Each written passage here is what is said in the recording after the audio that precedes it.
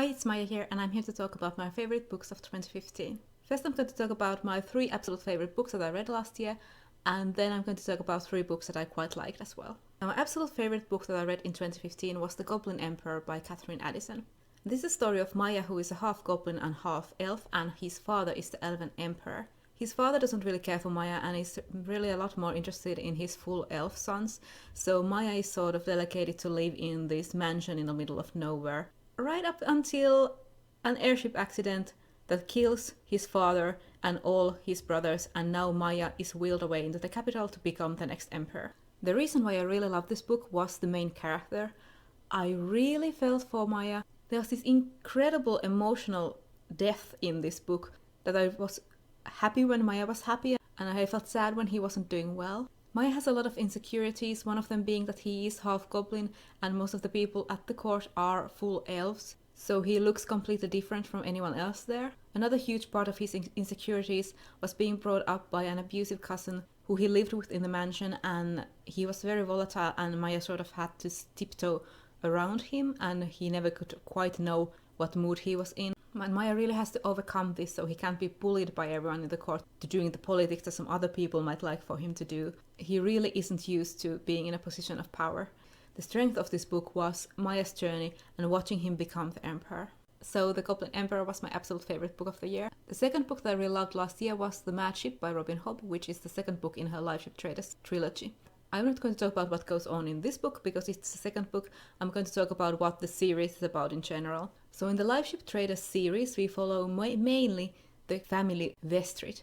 There's Althea, who was promised the family life ship after her father died, but instead the ship is given at the beginning of the first book to her sister Keffria and her sister's foreign husband Kyle Haven.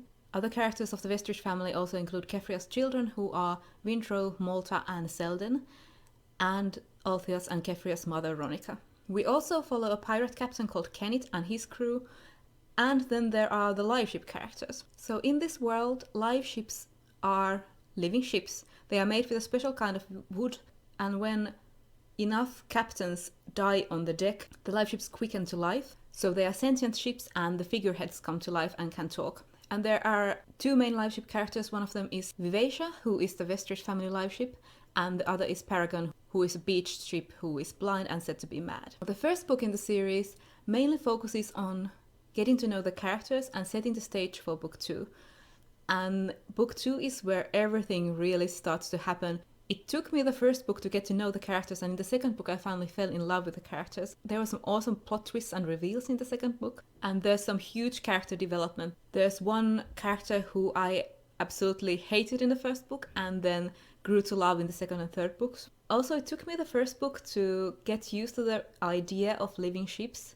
It took some getting used to, but in the second book my absolute favorite character was one of the live ships, Paragon, and he was my favorite character in the whole series. Something I couldn't have really guessed judging from the first book. But yeah, for me the second book, The Mad Ship, is the best book in the Lifeship Traders trilogy. Like I said, the first book was me getting to know the world, and I think most of the plot-related things that I really responded to happened in the second book, and the third book wasn't as good for me. It was still good, but I loved the second book a lot more. So the Lifeship Traders trilogy happens after the Farseer trilogy by Robin Hobb, but if you haven't read the Farseer trilogy, you can just read this one. It'll work on its own. It mostly focuses on completely different characters, but if you have read the Farseer trilogy before this one, it does give some added depth to the world. So on to the third book that I loved, which was Ancillary Justice by Ann Leckie. So this is a book where the main character is a spaceship AI who used to have a lot of bodies sharing the same mind. At the beginning of the first book, she is reduced to one body and goes by the name of Breck, and she's on a quest for vengeance. The story is told through what Breck is doing currently, and also flashbacks into the past that tell what happened to get Breck into this situation of having only one body.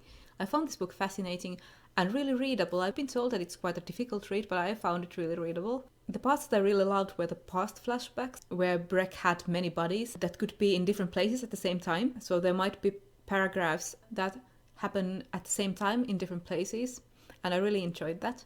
Also, I really love the characters in this book. I really liked Breck, and I loved Lieutenant Orn especially. I really liked the alien culture, and I really liked the characters. So those were my absolute favorite top 3 books of 2015. And then I'd like to talk about 3 others that I also really liked. First of those is Swordspoint by Ellen Kushner, which is a Fancy of Manners book about a swordsman and about this one city where there are nobles plotting on the upper city called the Hill, and then there's the lower city where all the riffraff lived called Riverside. So it's about the nobles' plots and swordsmen and everything getting mixed up between these 2 cities. I've done a separate review of it and I'll link it down below. Another book that I really enjoyed was Toad Words and Other Stories by Ursula Vernon, writing under the name T. Kingfisher, and you can find some of these stories for free to read on her website. I'll link it down below. I found Ursula Vernon in 2015 by reading her short story Jackalope Wives, which I really liked, so I wanted to read more from her, so I bought this book, which is a fairy tale retelling short story collection, and most of these stories are told from the point of view of women. It might have even been all of them. What I really liked with these is the atmosphere of them. I really like Ursula Vernon's writing. My favorite stories from the collection were Toad Words, which is from the perspective of the sister who is enchanted to spit out toads when she speaks. Bluebeard's Wife, a completely different twist to Bluebeard that I've never read before. And Never, which is a very short story about a girl who wants to leave Neverland. And I think all of these favorite stories of mine are available on her website, so go read them.